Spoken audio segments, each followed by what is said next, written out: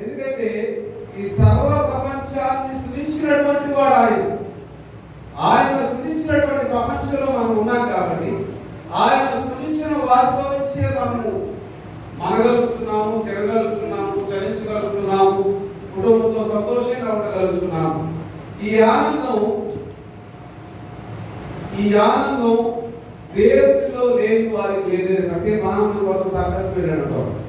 అక్కడ జోకర్గా నవ్వించాడంట, బాగా ఎంతో నవ్వించాడు. కొడుకోపాడు, కొత్త చెక్కలైపోయాడు వెళ్ళాడు.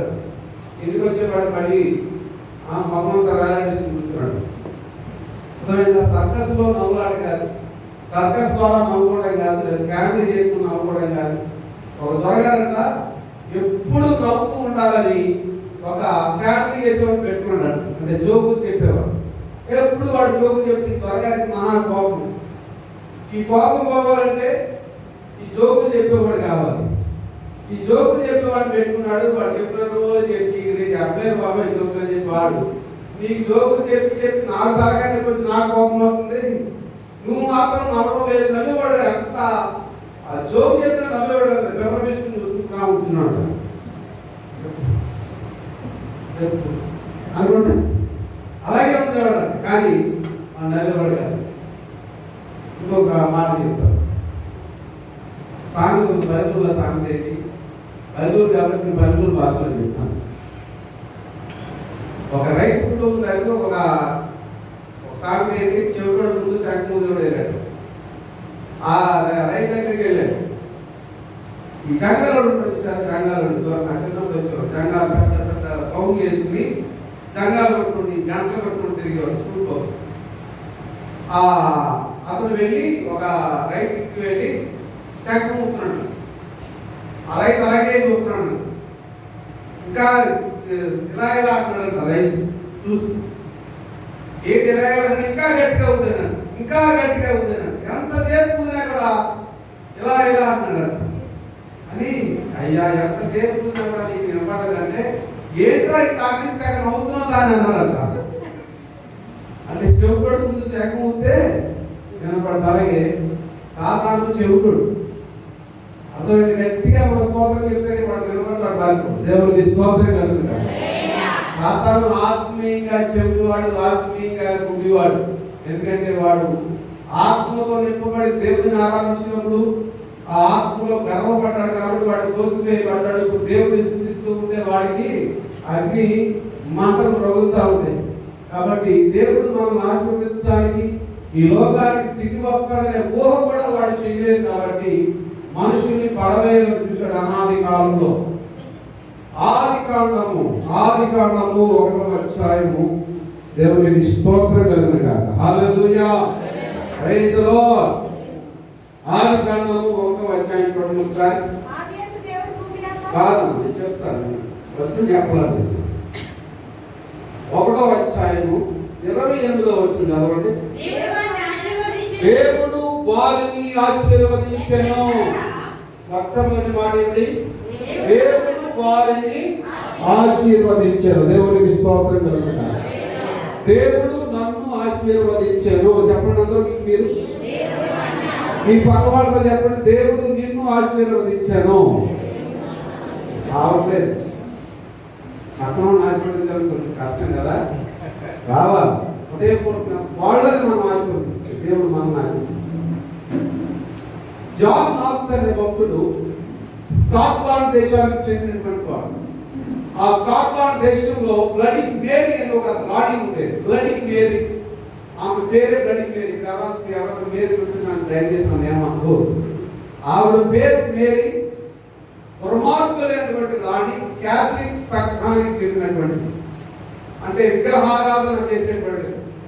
యేసు ప్రభుని చంపేసింది వాళ్ళే. యేసు ప్రభు పేరుతోటి బిజినెస్ చేసేది కూడా వాళ్ళే. ఈ రోజున నాకేమి భయం లేదు, ఓపెన్గా చెప్తాను. ఎందుకంటే యేసు ప్రభుని చంపివేసింది పిలాతు, రోమా గవర్నర్. అవునా? వీళ్ళు క్రిస్టియన్స్ కాదు. యేసు ప్రభు విగ్రహం పెట్టుకుంటారు కదా, మేము క్యాథలిక్స్ అంటారు. ఎప్పుడైతే యేసు ప్రభుని నువ్వు కలిగి ఉన్నావో నువ్వు క్రిస్టియన్ కానీ క్యాథలిక్ కాదు. క్యాథలిక్ క్రిస్టియానిటీకి సంబంధం లేదు. క్యాథలిక్ అంటే శపించబడింది. ఇంకా రకరకాల దాంట్లో మీకు అర్థం కాదు, నేను చెప్పను. నేను చెప్పినా మీకు అర్థం కాదు, బాగోదు. క్యాప్ వేశాడు. మరి ఎందుకు ఆ సబ్జెక్ట్ ఇక్కడ వస్తుందో నాకు తెలియదు, కానీ ట్రై టు అండర్స్టాండ్, అయితే అర్థం చేసుకోండి. ఆశీర్వదించబడిన వాడు ఎవరంటే భూమి మీద క్రైస్తవుడు. దేవునికి స్తోత్రం కలుగును గాక. క్రీస్తుని కలిగి ఉన్నవాడు ఆశీర్వదించబడి ఎట్లనగా, ఎలాగో ఆశీర్వాదం అనగా మొట్టమొదటిగా అని చదవమన్నట్టు చదివారు. దేవుడు వారిని ఆశీర్వదించాను అనగా దేవుడు మనల్ని ఆశీర్వదించాను. క్రీస్తు యేసు మహిమలో ఆయన మన ప్రతి అవసరమును తీర్చును. తీర్చునుందా? యెహోవా నా మొర ఆలకించును. ఆలకిస్తాడు, ఆలకించాడు, ఆలకిస్తాడు అనుకుంటారు, కానీ ఆలకిస్తాడంటావా అనేవాడు కూడా ఉంటాడు. భార్య భర్తతో చెప్తుంది, అయ్యా పట్టారు వినపడలా, అయ్యా పండుగ వస్తున్నా వినపడలేదు, కానీ దేవుడు హల్లెలూయా. అదే దేవుడు చెప్పలేదు, అయ్యా నీ కుమార్తెను నేను నాకు బాగా ఇది కావాలి, నాకేం కావాలి తెలుసు అయ్యా, నీకు స్తోత్రం అయ్యా, డాడీ నీకు వందనాలని చెప్పి సంతోషంగా నువ్వు స్తోత్రం చెప్పు. పట్టు కాదు, బంగారు కూడా వస్తాయి. దేవునికి స్తోత్రం కలుగును కాదు. హల్లెలూయా. నేను ఈ ప్రాస్పరిటీ గాస్పెల్ చెప్పడం, దేవుడు మొర ఆలకిస్తాడా, ఆలకిస్తాడా? దేవుడు ఆశీర్వదిస్తాడా, ఆశీర్వదిస్తాడా? యెహోవా నా మొర ఆలకించెను అంటాడు దావీదు. దేవునికి స్తోత్రం కలుగును కాక. నా శత్రువాని నా మీద అతిశయపడవద్దు, యెహోవా నన్ను ఆశీర్వదించును. దేవునికి స్తోత్రం కలుగును కాక. దావీదుని దేవుడు సమూయేలు ద్వారా అభిషేకించినప్పుడు ఆ అభిషేకాన్ని సౌలు తిరస్కరించాడు. సౌలు సాతానికి సాదృశ్యంగా ఉన్నాడు. సౌలుకి మొదటిగా దేవుని ఆత్మతో అభిషేకం చేసినప్పుడు అదే సౌలు మీద దేవునికి అవిధేయుడైన తర్వాత దురాత్మను దాడి చేస్తే ఆ దురాత్మను పాల్గొనడానికి పరిశుద్ధాత్మ పొందినటువంటి దావీదు వెళ్ళి సితారు వాయించినప్పుడు సౌలులో ఉన్న దురాత్మలు వెళ్ళిపోయాయి. ఇప్పుడు ఎవరి దగ్గర దేవుని ఆత్మ? దావీదు మహారాజా కాదు, దావీదు మహారాజే. ఎప్పుడయ్యాడు మహారాజు? దేవుడిని స్తుతించినప్పుడు. స్తుతిలో ఉన్న శక్తి మన స్థితిని మారుతుంది. దేవునికి స్తోత్రం కలుగుతారు. ప్రార్థనలో కూర్చుని పడడం కాదు, ఇష్టం లేకపోతే లేదని లాటరీ టైంలో ప్రార్థన చేయడం కాదు. యాకోబు మోసగాడైనప్పటికీ దేవుడితో పోరాడి ఆశీర్వాదాలు పొందుకున్నాడు. దేవునికి స్తోత్రం కలుగును గాక.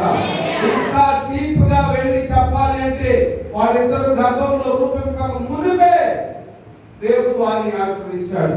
ఏమన్నాడు? పెద్దవాడు చిన్నవాడికి నీకు గర్భంలో 2 జనపదములు కలవు. పెద్దవాడు చిన్నవాడికి కాపు కలను చెప్పి దేవుడు వాడిని ఆశీర్వదిస్తే, తల్లికి వాగ్దానం ఇస్తే ఆ తల్లి వాగ్దానం మర్చిపోయి తన కొడుకు పుట్టిన తర్వాత మోసం చేయడం నేర్పించింది. తల్లి కుమారుడికి ఏం నేర్పించాలి? తల్లిదండ్రులు పిల్లలకి ఏం నేర్పించాలి? విద్యాబుద్ధులు నేర్పించాలి. దేవుని అందరి, మనం క్రైస్తవులు అయితే దేవుని అందరి భయభక్తులు కలిగి ఉండడం నేర్పించాలి. అలా నేర్పించిన పక్షంలో ఒక చిన్నవాడు ఒక 10 జాంకాయలు కోసుకొచ్చాడట ఒక తల్లి. ఆ తల్లి సంతోషంగా తీసుకుని ఎక్కడి నుంచి తీసుకొచ్చామని అడగా, ఆయన దగ్గర నన్ను 2 రోజులు తీసుకొచ్చాడట. 3వ రోజు ఇంకో ఏదో తీసుకొచ్చాడు. తర్వాత ఒక దినాన్ని పెద్ద బంగారం కూడా తీసుకొచ్చాడు. తర్వాత పోలీసులు వచ్చారు, తీసుకెళ్లి జైలు వచ్చారు. తర్వాత తల్లి పోలీస్ స్టేషన్కి జైలుకి వెళ్ళింది. వెళ్ళినప్పుడు ఆ కుమారుడు అంటున్నాడు, నేను చిన్నప్పుడు ఏంట్రా ఇలాంటి పని చేసుకోవడం, నేను చిన్నప్పుడు జాంకాయలు తీసుకొచ్చినప్పుడు నన్ను ఏమనలేదు, నేను చిన్నప్పుడు ఇంకో ఏదో తీసుకొచ్చినప్పుడు నన్ను ఏమనలేదు. ఈరోజు నేను దొంగతనం చేసి తీసుకొచ్చాను అవన్నీ. ఆ రోజు నేను నన్ను చెప్పకుండా పెట్టుకొని తప్పు అని చెప్పుకుంటే ఈరోజు నేను జైలు పోవాలి కాదు. అర్థమవుతుందా? తల్లి ఏం నేర్పించాలి? విద్యాబుద్ధులు నేర్పించాలి. దేవుని అందరూ భయభక్తులు కలిగి నేర్పించాలి. కానీ యాకోబు తల్లి ఏం చేసింది? ఆశీర్వాదాలు దొంగిలించమని, కానీ దేవుడు వాళ్ళకి ఆల్రెడీ ఆశీర్వదించాడు. దేవుడు యాకోబు ఏశావు ఈ భూమి మీదకి రాకముందే ఆశీర్వదించబడినటువంటి వాళ్ళు. ఆ ఆశీర్వాదం కోసం దొంగతనం చేయాల్సిన పని లేదు. దేవుని సన్నిధిలో కూర్చుని వేచి చూచినప్పుడు దేవుడు తగిన సమయమందు ఆయన వాళ్ళను హెచ్చించేవాడు, ఆ సమయాన్ని ఇచ్చేవాడు.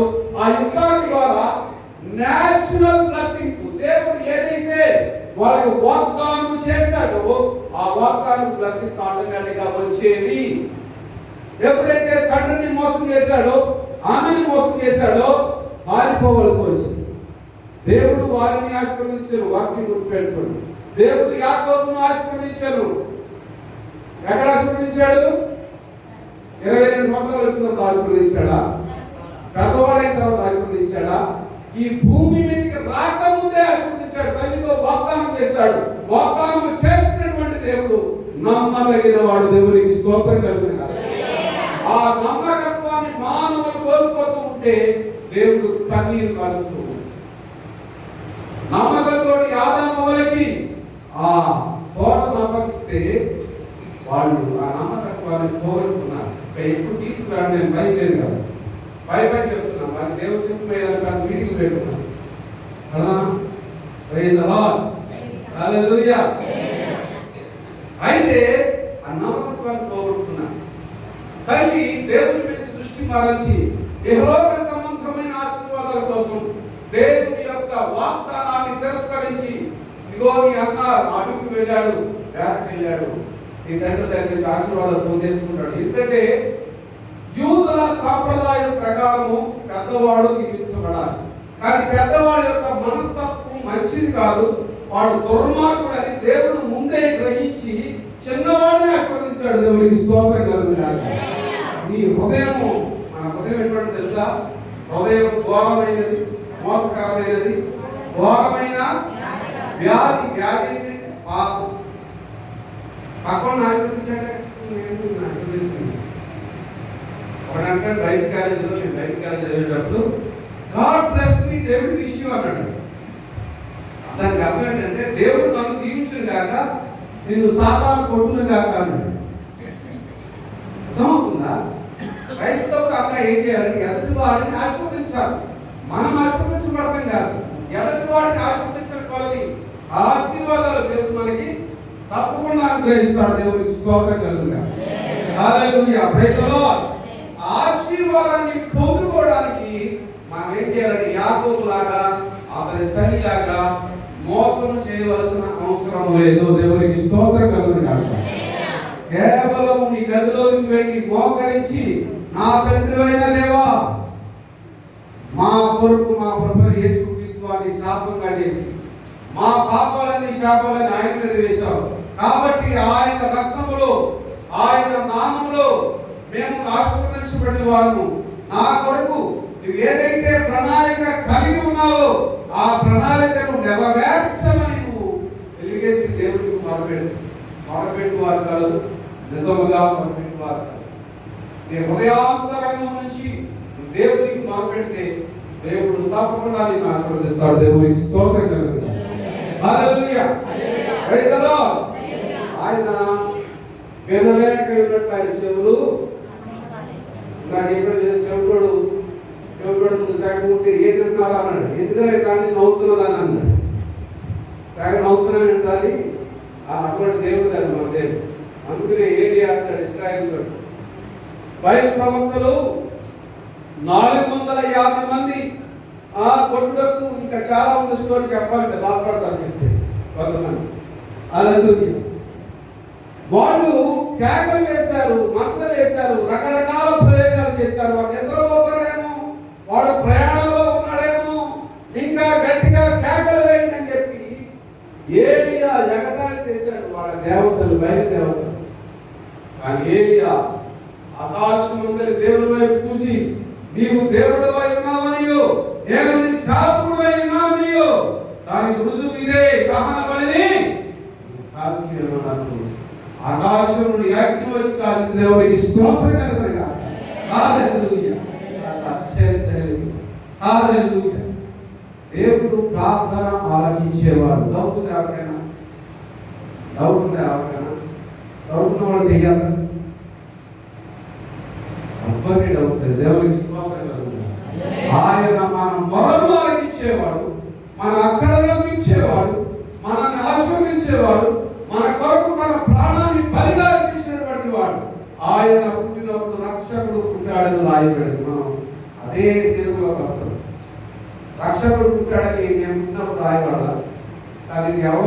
పుట్టినప్పుడు రాయబడ్డ, ఎవరెవరో పుట్టినప్పుడు రాయబడ్డ. యేసు ప్రభు వారు పుట్టినప్పుడు మాత్రమే రక్షకుడు పుట్టాడు అని రాయబడింది. దేవునికి స్తోత్రం కలుగుతుంది. హల్లెలూయా. ఎందుకంటే ఆయన రక్షకుడు కాదు, తన ప్రజలను రక్షించు. దేవునికి స్తోత్రం కలుగుగా. భయపడాల్సిన అవసరం లేదు. వస్తే చెప్పండి, ఓపెన్ అయిపోండి. దేవునికి స్తోత్రం. ఏమను వచ్చిన వాక్యాన్ని ప్రకటించమే మనవాలి. దేవునికి స్తోత్రం కలుగుతుంది. హల్లెలూయా. ఆయన వారిని ఆశీర్వదించెను.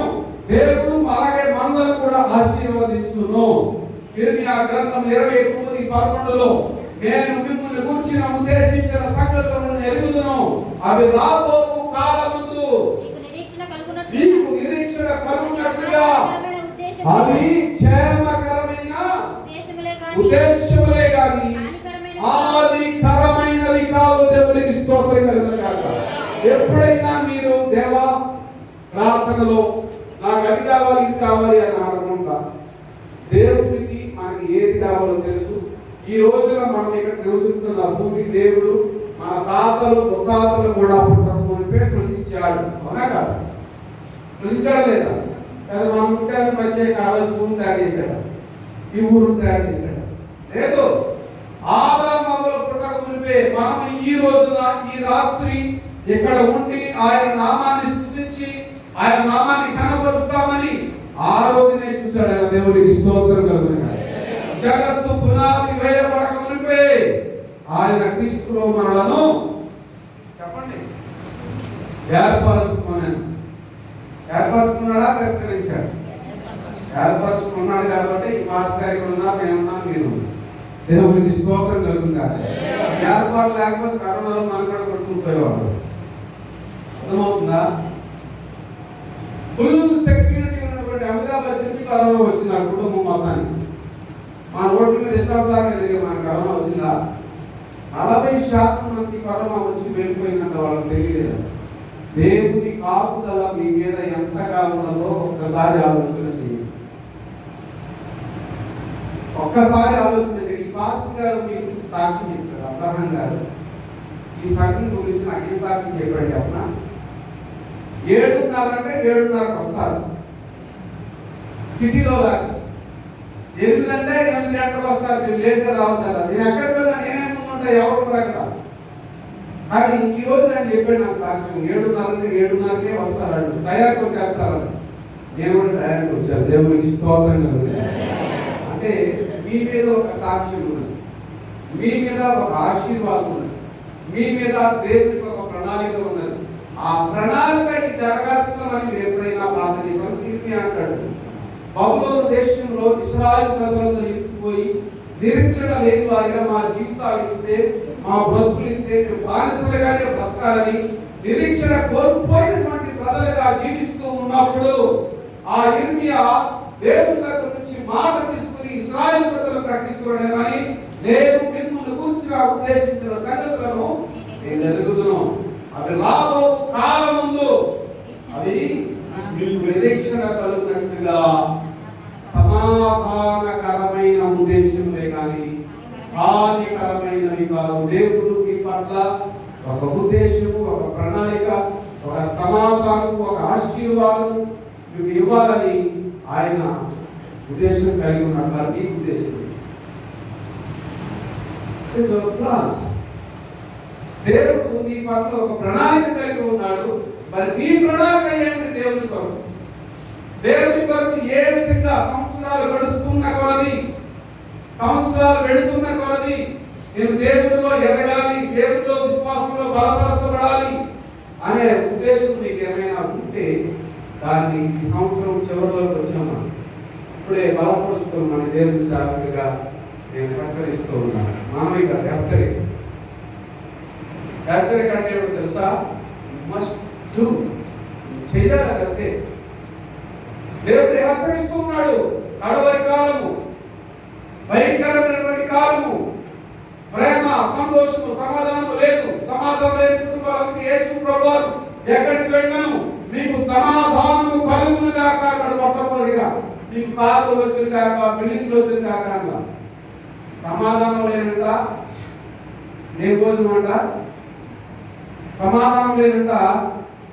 మాంసం కూరతో భోజనం ఏంటంటే సమాధానం కలిగి నెమ్మది కలిగినట్టు ఆకుకూరల భోజనము. గయ్యాలతో పెద్ద ఇబ్బందుల కంటే మిద్దె మీద ఒక మూల నివసించుట.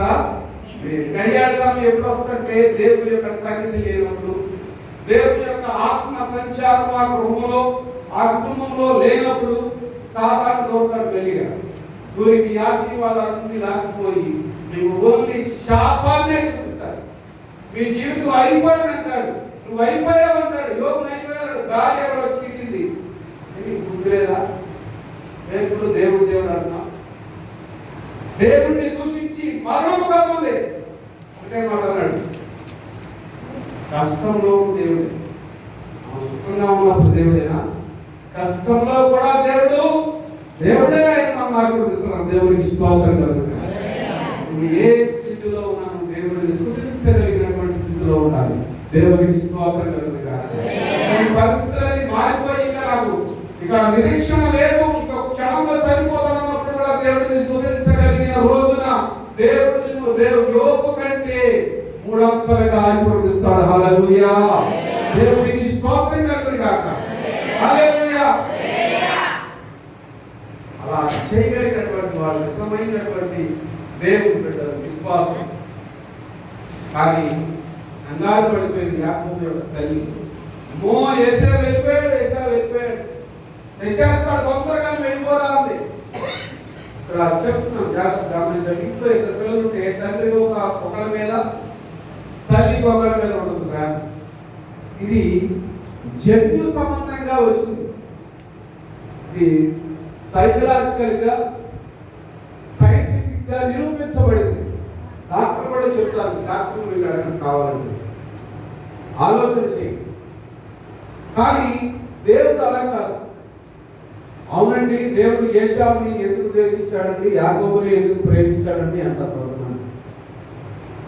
మనిషి యొక్క హృదయాంతరం, హృదయ స్థితిని బట్టి యాకోబు కూడా మోసగాడు. ఇక్కడ తండ్రిని మోసం చేశాడు, అందరిని మోసం చేశాడు. మోసం చేసినవాడు ఎక్కడికి వెళ్ళిపోయాడు? పారిపోవలసి వచ్చింది. మోసం చేసి సంతోషంగా ఉండగలిగాడా? పారిపోవలసి వచ్చింది. పారిపోయి అదే మోసం చేయకుండా, ప్రభువా నిజంగానే నన్ను ఆశీర్వదిస్తానన్నావు కదా, నా మీద ఉన్న ప్రణాళిక ఏమిటని తల్లితో కూర్చుని దేవుని సన్నిధిలో ప్రార్థించినప్పుడు దానిని దేవుడు బయలుపరిచేవాడు. అవునా కాదు? స్తోత్రం. హల్లెలూయా. కానీ అలా స్తోత్రం చెప్పకుండా తల్లి మాట విని మోసం చేసి ఎక్కడికి? మేనమామ దగ్గరికి. మేనమామ ఇంటి మోసం, మోసానికి మోసమే కొంట భక్తిహీనుడికి కొంట తలపబడు. భక్తిహీనతను కనపరిచాడు. దేవుడు మనకి యేసుక్రీస్తులో వాగ్దానం చేశాడు, ఆశీర్వాదములకు వారసులకు మీరు పిలవబడుతుంది. ఆశీర్వాదానికి వారసులకే మనం పిలవబడ్డాము. అసలు ఆశీర్వాదం అంటే ఏమి? ఇందాక ఏం చెప్పారు?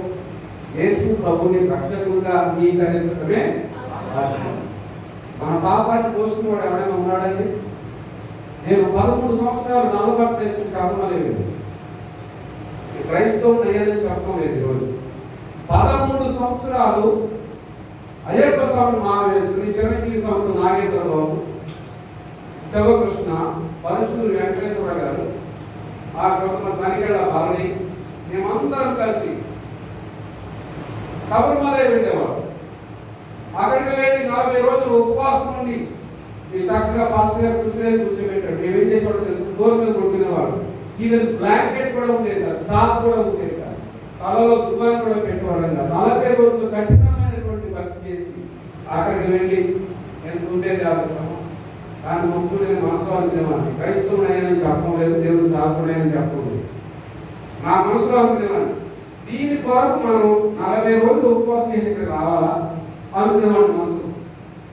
నాకు ఆలోచన వచ్చింది, ఎందుకు పుట్టాం, ఎందుకు బ్రతుకుతున్నాం, చనిపోతే ఎక్కడికి వెళ్తాం. నా 10వ తరగతిలో ఆలోచన వచ్చింది. 10th క్లాస్ సమాధానం లేదు. మా ఇంటికి గణపతి సత్యనారాయణ స్వామికి వచ్చేవారు. ఆయన కాళ్ళు గడికి నెత్తిమీద జరుగుతుంది, సంవత్సరం ఉసారించేవాడు. ఆయన ఇప్పటికీ బ్రతికే ఉన్నాడు. 2009లో పీడాపీడి గ్రౌండ్లో రాగసాగరం కీబోర్డ్ బాగా ప్లే చేస్తాడు. అక్కడికి వెళ్ళి ఆయన నాకు సమాధానం చెప్పలేదు. ఇంటర్మీడియట్లో గట్టిగా పడుతున్న సమాధానం చెప్తున్నాను, చెప్పలా. డిగ్రీలో గట్టిగా గడ్డం పడుతుంది, ఏమొస్తున్నాను చెప్పకపోతే నీ గడ్డం మీకేస్తాను. ఆయన నన్ను మంచి పనులు చేస్తున్నాం. మా బాబాయ్ని పిలిచి ఇదేంటి ఇలాంటి ప్రశ్నలు అడుగుతున్నాడంటే, డబ్బు లేదా ఏం లేదంటే, నేను ఒక రోజుకి 20,000 సంపాదించేవాడిని. సంపాదన ఒక రోజుకి 85లో 85వ సంవత్సరంలో 20,000 నా సంపాదన. సినిమా రంగం డబ్బు సంపాదించడం పెద్ద కష్టం కాదు. ఇప్పటికైనా ప్రభువుని సంపాదించుకోవడం కష్టం. ప్రభువులో నిలబడటం ఈ పాపిష్టి లోకంలో ఉంది. ప్రభువులో మనల్ని మనం పట్టుకోవడం, నిలబడటం, అది ఆత్మీయంగా ఉన్న వాడికి అసాధ్యం కాదు, కానీ ఆత్మీయంగా లేని వాడికి అసాధ్యం. ఆత్మీయంగా ఉన్న వాడికి అన్ని అసాధ్యం. నమ్ముడని వాడైతే నమ్మువారికి సమస్తమును సాధ్యం. సాధ్యం చేస్తాడు దేవుడు. పరిశుద్ధాత్మ దేవుడు నీకు తోడుగా ఉండి నిన్ను నిలబెడతాడు. మనం తాను నిలబడుతున్నాను కొలుచుకుని మనం పడిపోకుండా తాను కాపాడుతున్నవారు. మీ అందరికీ శుభార్త ప్రకటించిన తర్వాత నేను ఎప్పుడు వస్తున్నా అయిపోతానేమోనని నన్ను నేనే విమర్శించుకుంటున్నాను.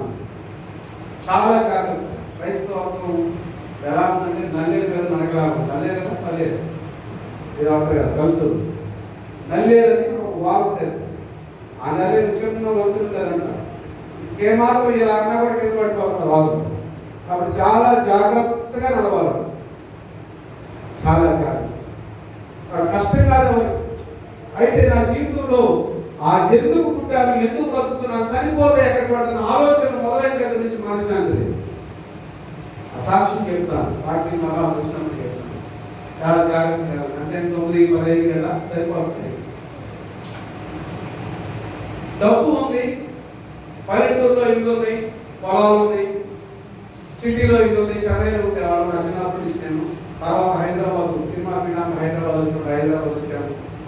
హైదరాబాద్లో 30 సెంట్లో ఇల్లు కట్టారు మా ఇద్దరు బాబాయ్. ఇద్దరు బాబాయ్ నేను ఒక్కడనే కొడుకుని దత్తత తీసుకున్నారు. ఇప్పటికీ ఒకరిని.